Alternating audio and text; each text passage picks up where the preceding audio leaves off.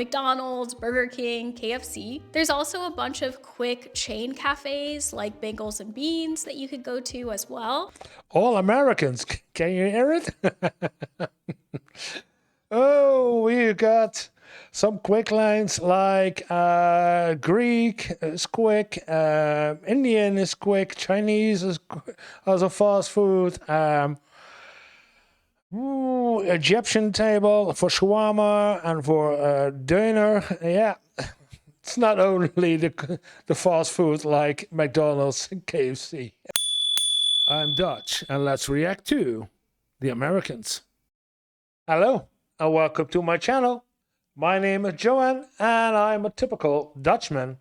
And I often wonder, why is there such a misunderstandings gap between the US and the Netherlands or Europe? Where is this coming from?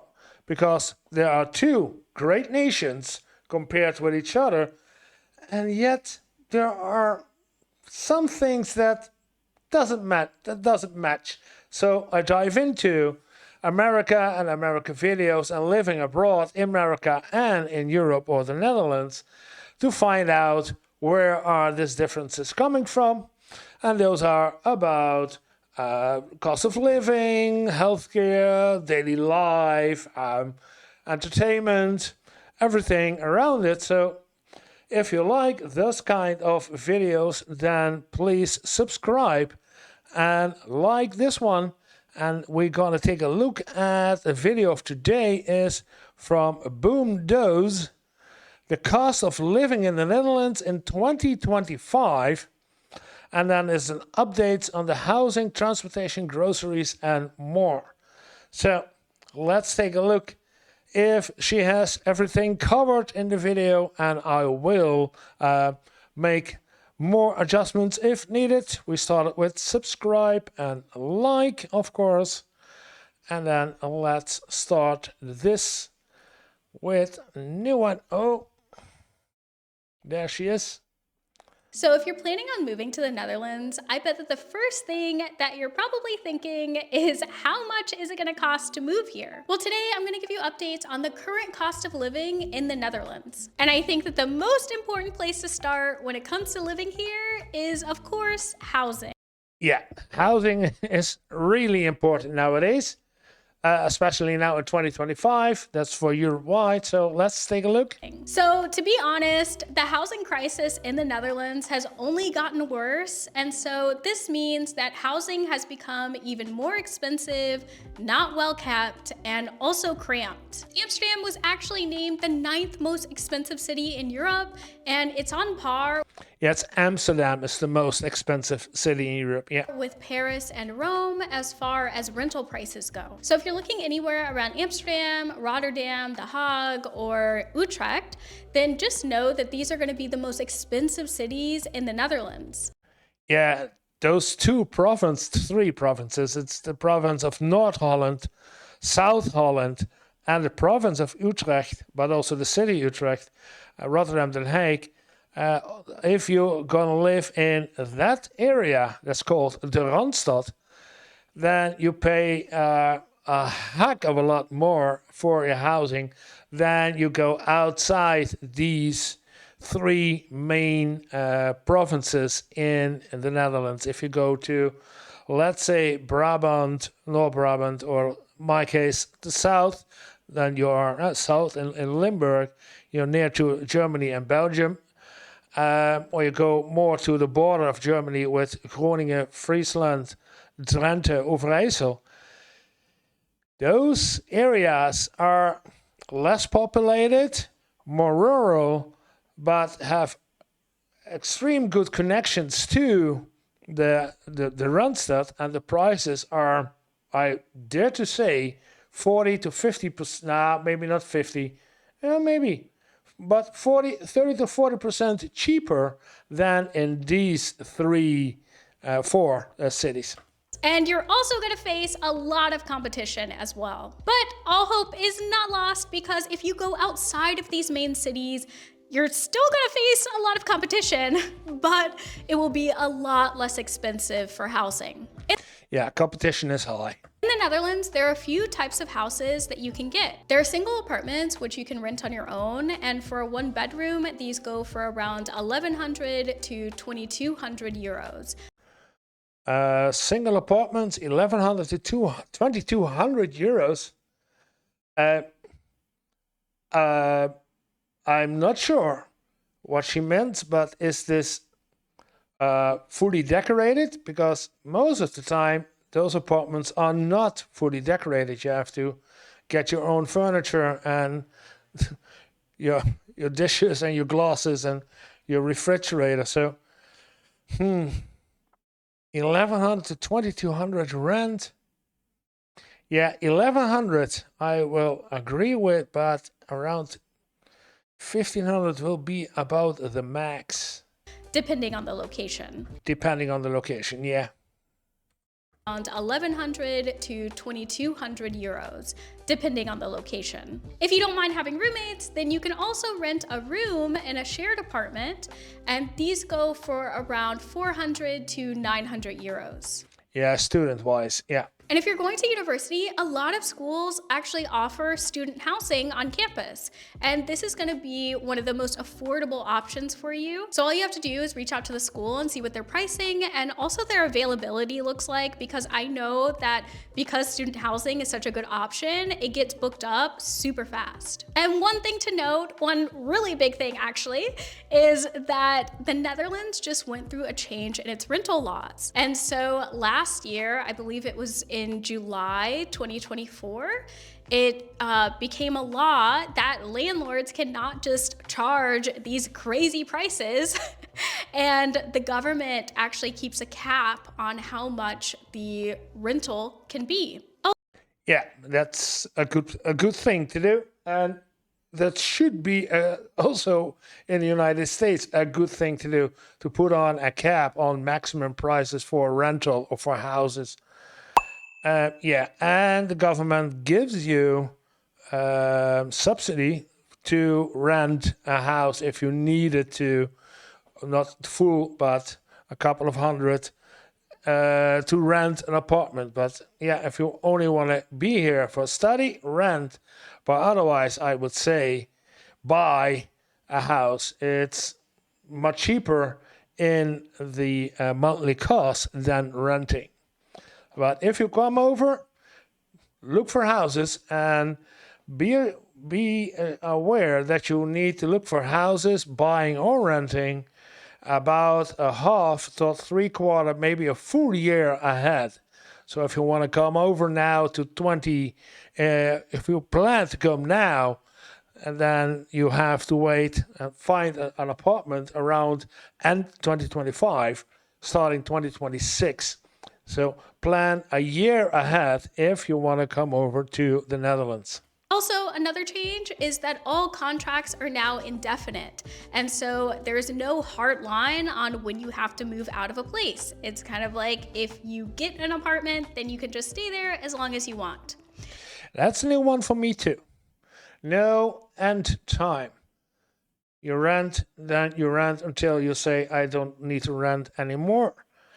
But it's also make it harder to find for new people renting, because somebody who is renting is happy that he has a house and won't leave. Yeah. Ooh. So it has good things and bad things. Kind of like if you get an apartment, then you can just stay there as long as you want. And this is a good thing, but it has also caused landlords to sell their places because they no longer want to deal with their rentals. So it's caused the housing market to have even less of a supply of housing. Also with housing, you have to keep in mind that there's a direct correlation between where you live and the price that you pay. If you live in bustling international cities like Amsterdam, The Hague, Rotterdam, or Utrecht, then you will pay a lot more for housing, but you'll also have a lot more job opportunities and a lot more opportunities to meet international people. And in the Netherlands, if you can't speak Dutch that well, it's going to be really important to situate yourself near other international people because you're not going to be able to form deep connections with Dutch people. And No, no, they won't. But going back, we already said it. Amsterdam, Rotterdam, Den Haag, Utrecht will be harder to find a home. What else did she say? She talked about. Oh, did I miss it? That was one thing, and the other thing was to meet international people. Have a lot, then you will pay a lot more for housing, but you'll also have a lot more job opportunities. yeah, the job opportunities. Doesn't matter if you are outside these four major cities, there is a good public transportation. And in comparison with the distance in the United States versus living in the Netherlands, it's the traveling time from one side of the Netherlands around the German border to the other side of the Netherlands onto the coastline.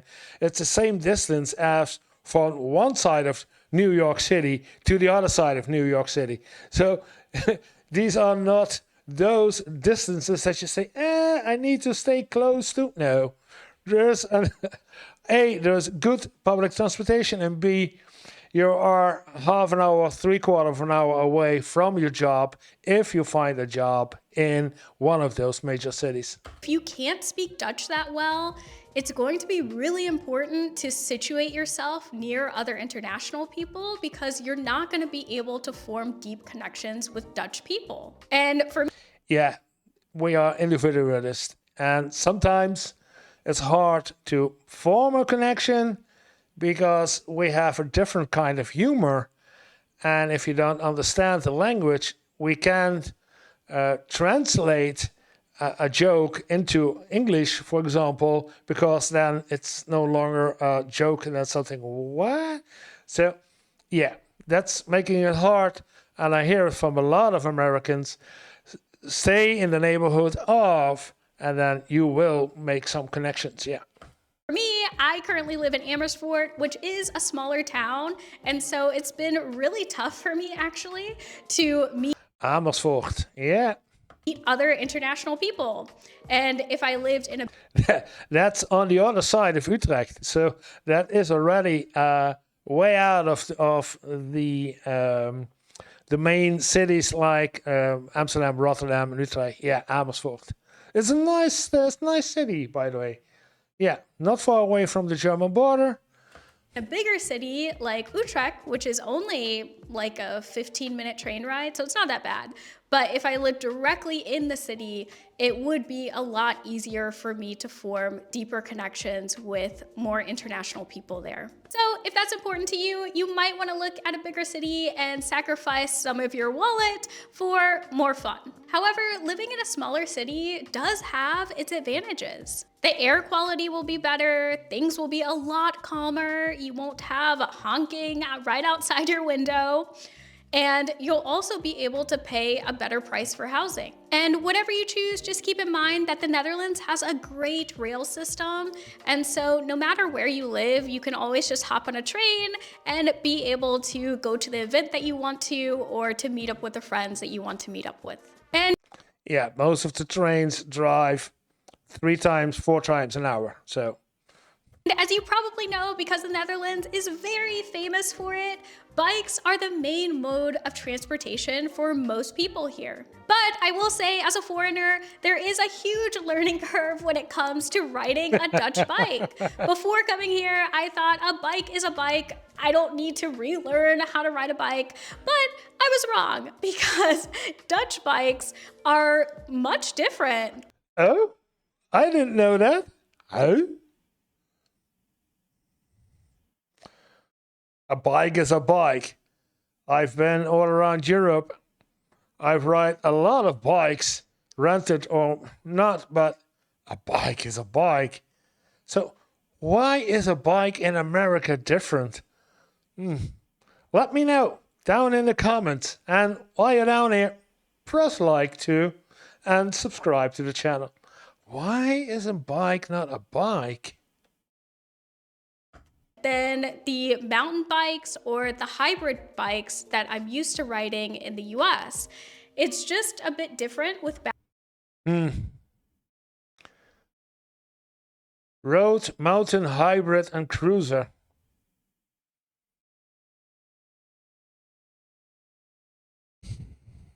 Strange.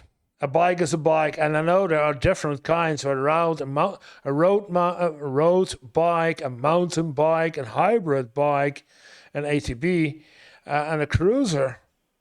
But yeah, paddling, and you go, yeah, we got a lot of electrics. What is? Yeah, there's no. Yeah, for me, I don't understand. Let me know what I'm missing here. bikes that I'm used to riding in the US. It's just a bit different with balancing, and so it does feel a bit more wobbly when you ride on them. So if you're used to a mountain bike or a hybrid bike, just know that it will feel different if you get a Dutch bike, but it'll get better the more you ride. Yeah, then simple buy ATB or an MTB right over here. So it's the same. So if you, I don't see the problem there. A strong learning curve, of a steep learning curve. Yeah. I guess when you go on a bike and you cycle half an hour with it, you're already in it. And you can also get a hybrid bike if you like. No one's gonna stop you. There's no Dutch police here that say that you have to ride a Dutch bike. But if you're gonna be riding long distances, Dutch bikes are designed to be a lot more comfortable for you. And this is because the No, it's not. Doesn't matter. I cycle long distances with a bike, an MTB, no, an ATB bike. Yeah, and I also got a bike, a special bike, carbon like to do really long distances. It's all the same. It's all the same. Netherlands is literally built for bike travel. Bikes here always have the right of way, and the roads are built to accommodate bike lanes. So wherever you choose to go on your bike, yeah, I saw it happening. No, he's bamming because he was stopping for this pedestrian on the zebra. Yeah. you're gonna be pretty safe, and it's gonna feel really great to be able to ride around here. As far as pricing, it really depends on the type of bike that you want and the condition of the bike. And you can pay anything from €0 to a whole lot of euros. Yeah, depending on what you want. €0. No, it's always somewhere around €50 or so. But the NTAC, yeah, it can go up to 5, 6 to 10,000 euros depending on how professional your bike want to be. But for daily commute between, let's say, 50 and 1,000, then you'll have a daily commute bike. It just depends on the type of bike. And yes, I said €0 because I have met some people, and I've also seen online where some people are able to get a free bike from a site called Marketplaats. And Marketplaats, if you aren't familiar, is basically like the Dutch Craigslist. And yeah, some people just list used bikes on there for free. And you Yeah. It's it's marketplace. Yeah. can go pick them up. And Secondhand selling off. People selling off rather good stuff, still good stuff for free or for a low price. Yeah. even if you don't find them for free on Marketplaats, it's still a really great site to look on if you're looking for a used bike. Yeah. Kalkhoff e-bike, impulse motor. Yeah, this is an e-bike, electronic bike from Kalkhoff. It's a German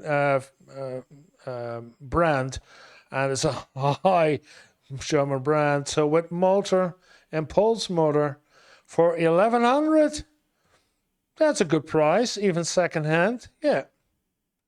Because they have some pretty great prices, but just be aware that some people do go on there and list stolen bikes. And so if that Yeah, bring always somebody along to check if what you're buying is really good stuff. especially when it goes on bikes. Freaks you out, or if you really want to avoid getting a stolen bike, then there are other options as well. So at the bike store, you can get a whole new, fresh, shiny bike from anywhere ranging from 300. Yeah, there it is. This one you're looking at with full carbon, yeah, this would be 50,000 plus. Yeah, for sure. euros to thousands and thousands of euros. Yeah, a fresh new one from 300. No, the minimum price nowadays is around 600, 6 to 700, and then you don't need to look at new bikes, high-end stores, because when you go to the high-end brand stores, then you pay a lot. Then your starting price will be 2,000 or so. So bring somebody along from the Dutch. Bring a Dutchman, a colleague, a friend, a neighbor along with you to help you find a good bike for a reasonable price. So my suggestion would be to go for a really good used bike. And you can do this at a used bike shop. So if you go to a used bike store, you can get a pretty good used one for about 150 euros. And if you don't want to totally commit to a bike just yet, you can use a bike rental service or even use your OV Ship card to rent a bike through the NS. But in the long run, these options will just cost you more than just buying a used bike. And yeah, either way, unless you're really, really passionate about riding a bike here, you're probably really going to want to stick with getting a used bike because a lot of bikes do get stolen here. Yeah, And it's high theft. that's why it's really important to have at least 2 locks on your bike at all times. And really funny thing is that sometimes people even spend more on their bike locks than their actual bike. Yeah, 2 locks is a good idea, but especially 1 lock or chain that you can chain your bike to something solid, a tree, a house, a pillar, so that they can pick up your bike. But if you have 2 locks on your bike and they pick up your bike, then you're still out of a bike. So 1 lock to lock the bike and 1 lock to cling it to some solid object. But if you need to go really long distances and don't want to ride your bike, or it's raining outside and you just don't want to deal with the wind and the rain that day, then there's always trains, trams, and buses that you can take as well. The Netherlands is known for having a really amazing rail system. You can literally go anywhere in the country using NS Rail, and also you can go to some places outside of the country as well. Anyways, they're pretty. Yeah, it's not only the Dutch rail system, the European rail system is great. So you can go anywhere in Europe by train. Pretty clean, provide debatable quality Wi-Fi, and are decently on time most of the time. Although, if I'm being completely honest, this year there have been more and more delays going on. Yeah, that's by default by the NS. Delay. And I see. Keep that in mind. Be aware that if you go by train for your work, don't take it for granted that it will be right on time. Be some minutes earlier, 5 minutes earlier, and also take a train earlier, because you never know if there's something wrong with the train. So, yeah. A lot more people talking about how the trains are not always on time recently. Still, coming from the US, this is miles ahead of where we are, so it's pretty great to me. They Yeah. Amtrak, and that's it, I believe. also have an app that's pretty easy to navigate and also helps you get to your destination. So you can just put in your starting point and your ending point, and it'll let you know the best route to take and when you can take those routes. Yeah, this is the NS, but there's also an app called 9292OV, and that's everything about the entire Netherlands. So bus, trams, trains, and then you go from your home address to somebody else's home address, and it will give you the most direct route, cost, etc. So there are 2 very good apps that you can use to do this. But as of 2025, the NS has increased its pricing and it already wasn't cheap. And so it's becoming a more expensive option. Yeah, it's the discussion that there is in the Netherlands. They say the NS, Netherlands Sport Rail System, we want to have more people in the train, so leave the car at home and take a train. Yeah, we want to do, but the prices are ridiculous high. So lower the prices, then more people will take the train, and then it will be more cost effective instead of making the prices higher, less people taking the train, and then you have not enough income to compensate for your costs. So it's less cost effective to raise prices. But that's every year a discussion again and again and again, because it's a private organization. It's a private company. It used to be government company, but now it's a private company, and they raise prices every year. For example, last year it cost me $12.50 to go from Amersfoort to Deventer Amersfoort Deventer, 12.50. Yeah. on the train, and this year it cost me $13.30 to do the same ride. But you can offset this by getting an OV chip card and buying an NS subscription. Yeah. Then you get 40% off on every all trips after 9 o'clock. They have many different options, and so you can just choose the one that works best for you. They also have this really great feature where if you buy a subscription, then friends that travel with you also get a pretty hefty discount as well, even if they don't have a subscription. And you can also use your subscription for buses as well. And you can also own a car, of course, but I have no experience with that, so I can't really comment on it here. So for groceries, you have a few different options for grocery. Cars. Yeah, you can have a car, of course, but when you go and live inside those four big cities, Amersfoort, Den Haag, Rotterdam, Amsterdam, and Utrecht, you will have a hard time to find a parking spot, and all parking spots are paid parking spots. So you have to pay to park your car. So it's done to lower emissions, to make those cities car free. It's not possible, of course, but less cars in those big cities, so they incentivize to use public transport to get to those big cities instead of your car. But having a car, yeah. Shopping, and they all vary by cost and quality. You need a driver's license, a valid driver's license, valid by the Netherlands. And I can tell you that the driver's license from the US is not usable in the Netherlands. So you need to have your own new driver's license in the Netherlands. Quality of food. So weekend markets and tocos are going to be your type. So for groceries, you have a few different options for grocery shopping, and they all vary by cost and quality of food. So weekend markets and tocos are going to be your cheapest options for buying produce and groceries. However, I find that the weekend markets, the produce there just doesn't last as long as other places.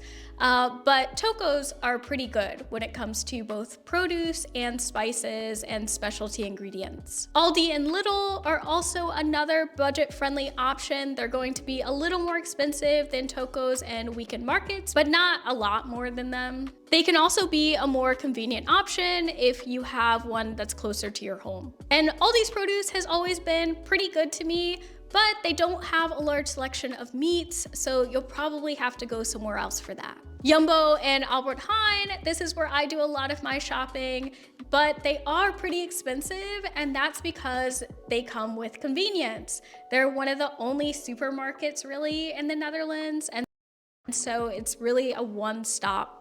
No. They are not the only supermarkets in the Netherlands. She's talking about Albert Heijn and Jumbo? No. She's not correctly informed. We got many more.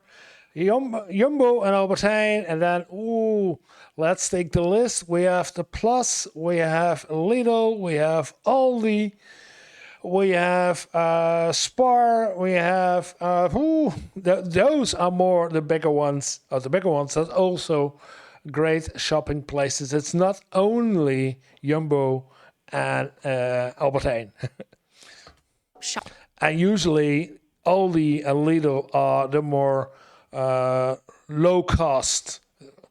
Albert Heijn as Jumbo are Jumbo not, but Albert Heijn is more at the high end, more expensive supermarket than the ones we call Aldi and Lidl. Those are at the low end, lower price supermarkets, but with less service. So you have to wait longer at the registry, or have to do some things out.